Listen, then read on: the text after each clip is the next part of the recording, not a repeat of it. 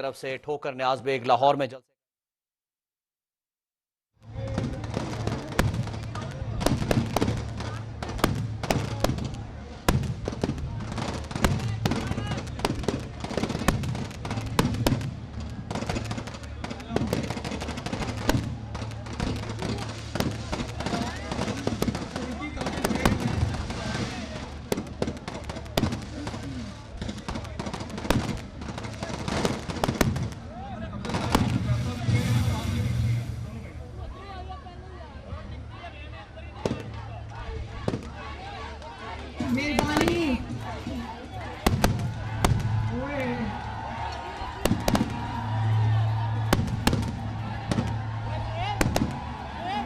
और यही सेहूनी पूरे दुनिया की माशी पॉलिसियां बनाते हैं, कंपनियों का मर्जर करवाते हैं, गरीब गरीब से गरीब तर होता चला जाता है, अमीर अमीर तर होते चले जाते हैं।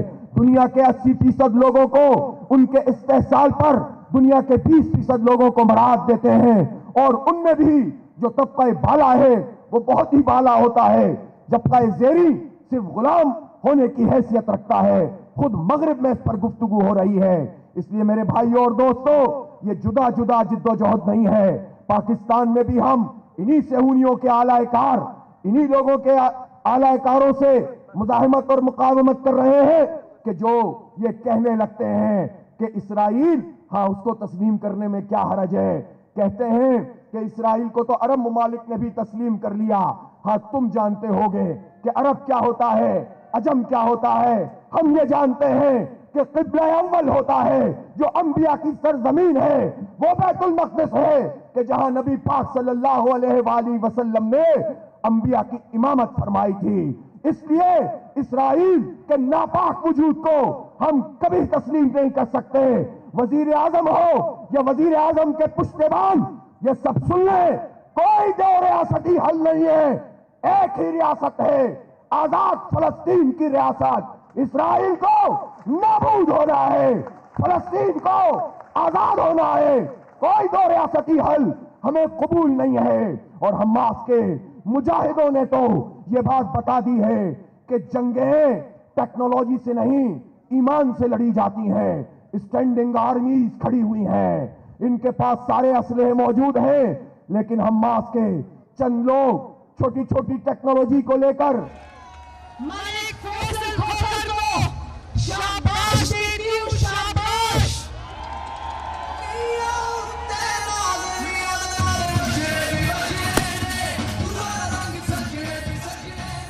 न्याज बेग वालों, मुझे नहीं पता है ये जलसा शुरू की तरफ से हो रहा है और खत्म की तरफ हो रहा है, लेकिन मैं एक बात पूछना चाहती हूँ, मुझे जवाब चाहिए।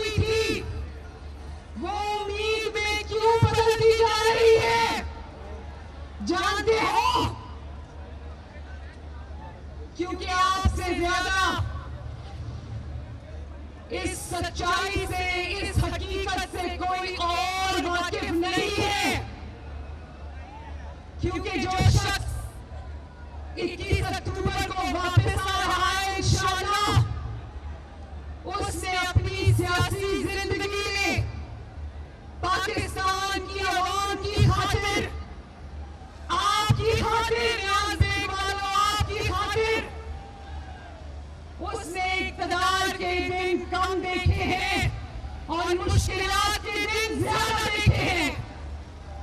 बोलो, ये बात सच है या नहीं सच?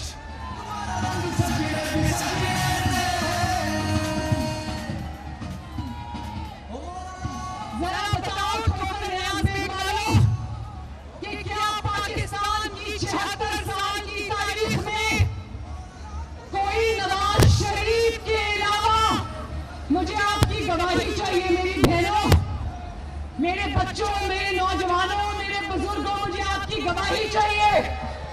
मुझे बताओ कि पाकिस्तान की 76 साल की तारीख में क्या नवाज शरीफ के अलावा कोई ऐसा वजीर आजम आया जो 4 साल तक किसी चीज की कीमत ना बढ़ने दे आया? नवाज शरीफ के 4 साल में चीनी 50 रुपए किलो थी, 50 रुपए किलो रही या नहीं रही? नवाज शरीफ के दौर में आटा जो गरीब जिसकी रोटी खाता है 4 साल 35 रुपए किलो पे रहा या नहीं रहा? रोटी 2 रुपए की फिर 5 रुपए की थी और रही या नहीं रही? डॉलर 99 का 100 का 105 तो रख के दिखाया या नहीं रख के दिखाया? सस्ती बिजली, सस्ती गैस, सस्ती खाद, सब कुछ नवाज शरीफ ने 4 साल में करके दिखाया या नहीं दिखाया? नवाज शरीफ के दौर में महंगाई 2% थी, अब पता नहीं कितने फीसद है, रोज ऊपर जाती है। तो नवाज शरीफ को दफ्तर से नहीं निकाला, आपकी जिंदगियों से महंगाई कम नहीं की।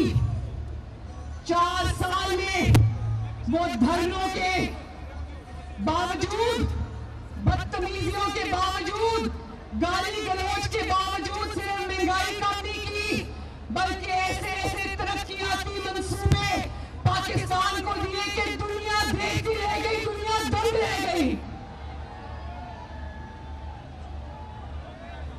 लोड शेडिंग भी किसके दौर में खत्म हुई? किसके दौर में खत्म हुई? लोड शेडिंग भी नवाज शरीफ के दौर में खत्म हुई। अल्लाह ताला के फजल करम से 14,000 मेगावाट बिजली के मंसूबे भी नवाज शरीफ के दौर में लगे।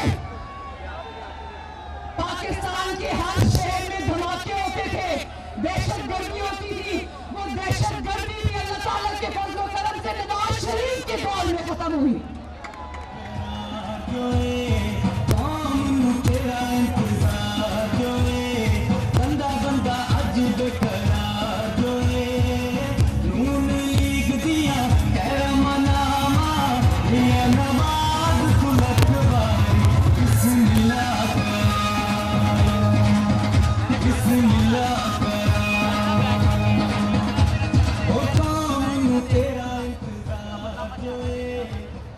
जरा मैं ठोकर न्याज देने वालों से पूछना चाहती हूँ, चाइना पाकिस्तान इकोनॉमिक कॉरिडोर किसने बनाया? किसने बनाया? ऑरेंज लाइन किसने बनाई? मेट्रो बस किसने बनाई? मोटरवेज का जाल किसने बिछाया? सड़कों का जाल पूरे पाकिस्तान में किसने बिछाया? पाकिस्तान को एटमी ताकत किसने बनाया? ग्रीन लाइन कराची में किसने बनाई? हॉस्पिटल्स किसने बनाए? बंदरगाहें किसने बनाई? एलएनजी टर्मिनल, गैस टर्मिनल्स किसने बनाए? 14,000 मेगावाट के बिजली के कारखाने किसने बनाए?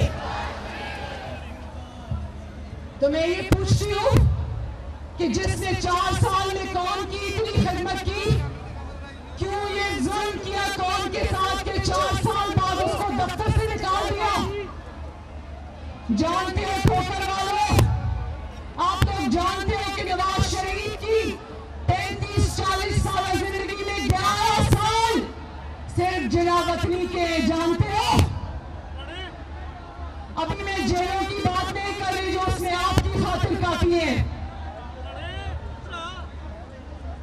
और अब बिजली के महंगे महंगे बिल आ रहे हैं ना, आ रहे हैं ना।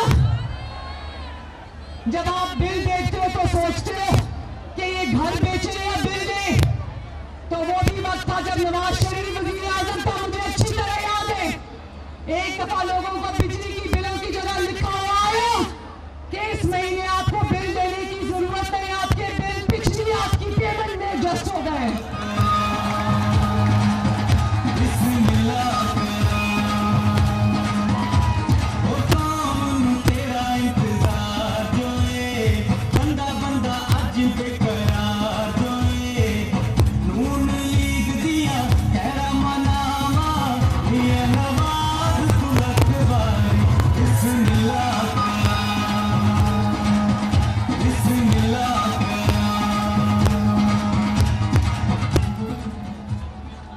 मुझे ये बताना मेरी बहनों, भाइयों, बच्चों, मुझे बताओ, दिल पे हाथ रख के बताओ, अल्लाह ताला को गवाह बनाकर बताओ, अपने दिलों पर हाथ रख कर बताओ कि अगर साजिश के जरिए नवाज शरीफ को 2017 में इक़्तिदार से ना निकाला जाता, वज़ारत उज़्मा से ना निकाला जाता, तो क्या आज पाकिस्तान का ये हाल होता?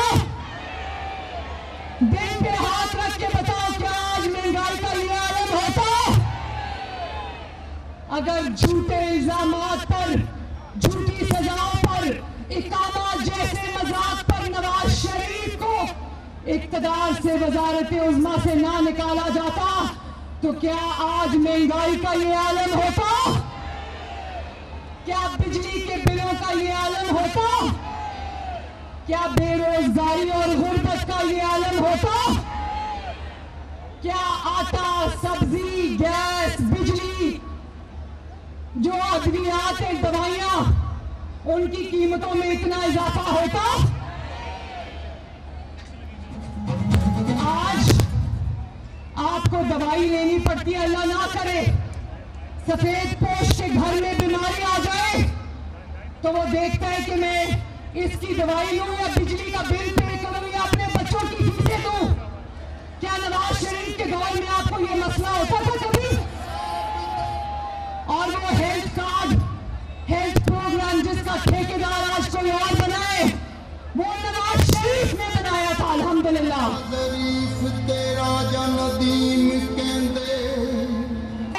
शेर किसी को नहीं हारता, इंशाअल्लाह ताला नहीं हारेगा। शेर को हराने वाले, शेर को मिटाने वाले कई आए, कई चले गए, शेर वहीं खड़ा है इंशाअल्लाह।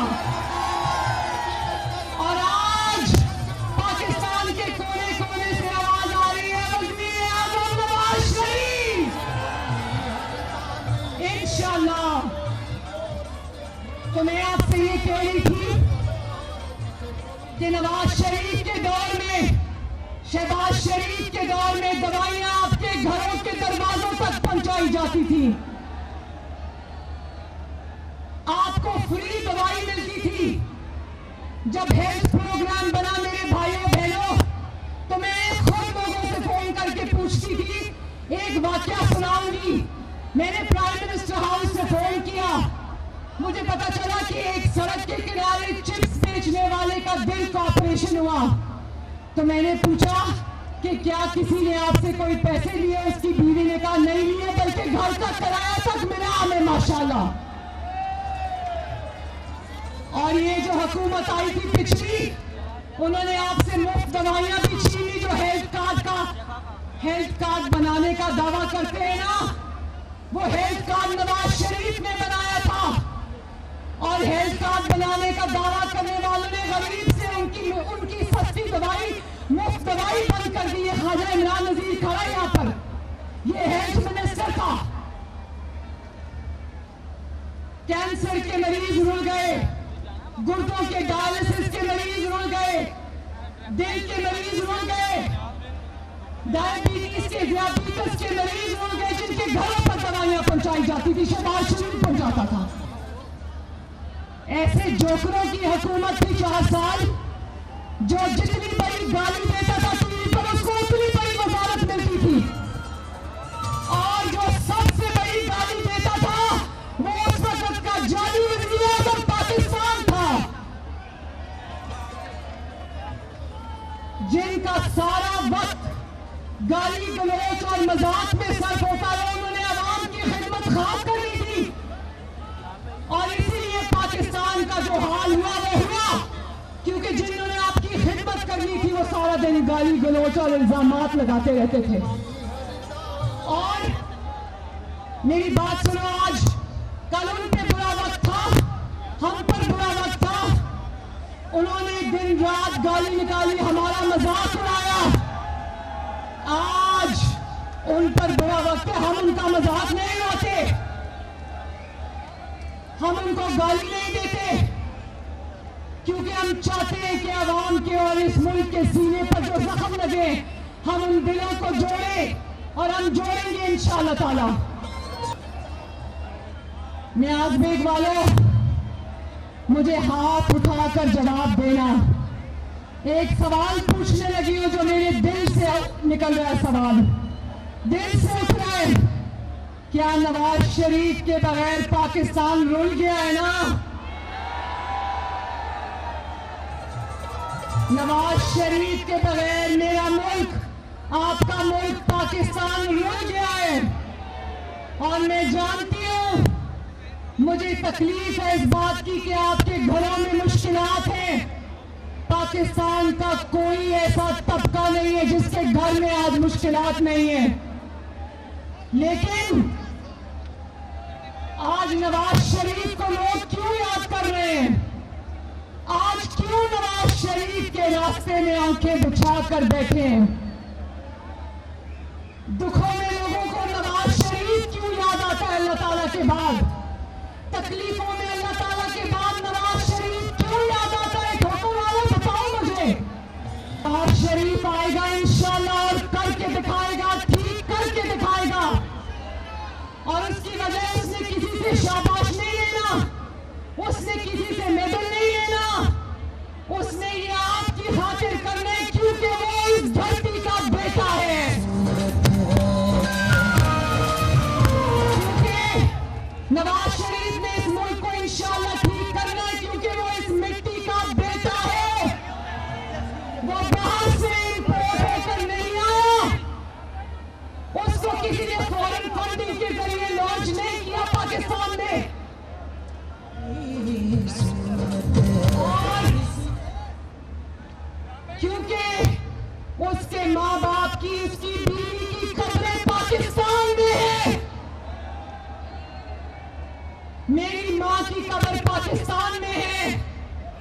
ये धरती हमारी है, ये मुल्क हमारा है, ये मिट्टी हमारी है, इसको हमने ठीक करना है, इंशाअल्लाह करके दिखाएंगे।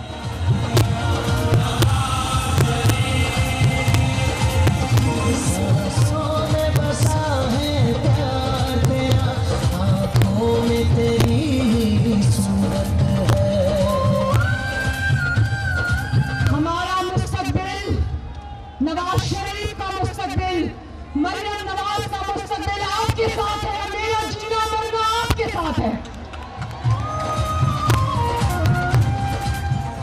आप लोगों ने भरोसा रखना है अल्लाह ताला की जात पर, और फिर नवाज शरीफ पर, कि वो मुश्किलात से निकाल के इस मुल्क को ले जाएगा इंशाअल्लाह ताला। भरोसा रखना, यकीन रखना कि नवाज शरीफ वापस नहीं आ रहा, इस मुल्क के अच्छे दिन वापस आ रहे हैं इंशाअल्लाह।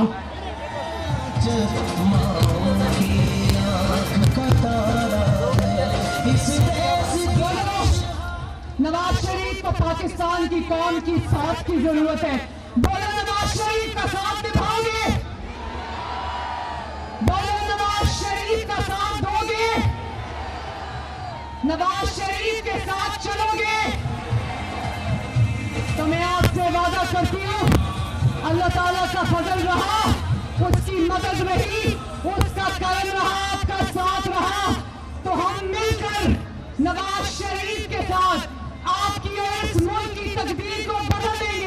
इंशाअल्लाह।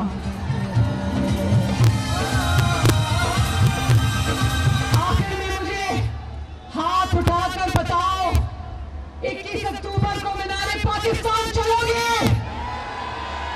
नवाज शरीफ का इस्तकबाल करोगे? इंशाअल्लाह दुनिया देखेगी 21 अक्टूबर को लाहौर और पाकिस्तान नवाज शरीफ का वो इस्तकबाल करेगा कि दुनिया देखती रह जाएगी। इंशाअल्लाह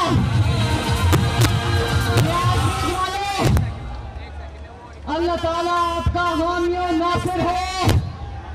सैफुल मलूक खोखर साहब जिंदाबाद, फैसल खोखर जिंदाबाद, अफजल खोखर जिंदाबाद। और यहाँ पर जितने भी हमारे टिकट होल्डर्स खड़े, इमरान नजीर साहब खड़े, मियां तारिक साहब खड़े, सबका बहुत बहुत शुक्रिया। और आखिर में दो नारे लगाने, दो नारे, एक नवाज शरीफ का और एक पाकिस्तान का। तैयार हो? पूरे लाहौर में आवाज जानी चाहिए, नवाज शरीफ और पाकिस्तान। पाकिस्तान जिंदाबाद, पाकिस्तान पाइंदाबाद। अल्लाह हाफिज, बहुत बहुत शुक्रिया।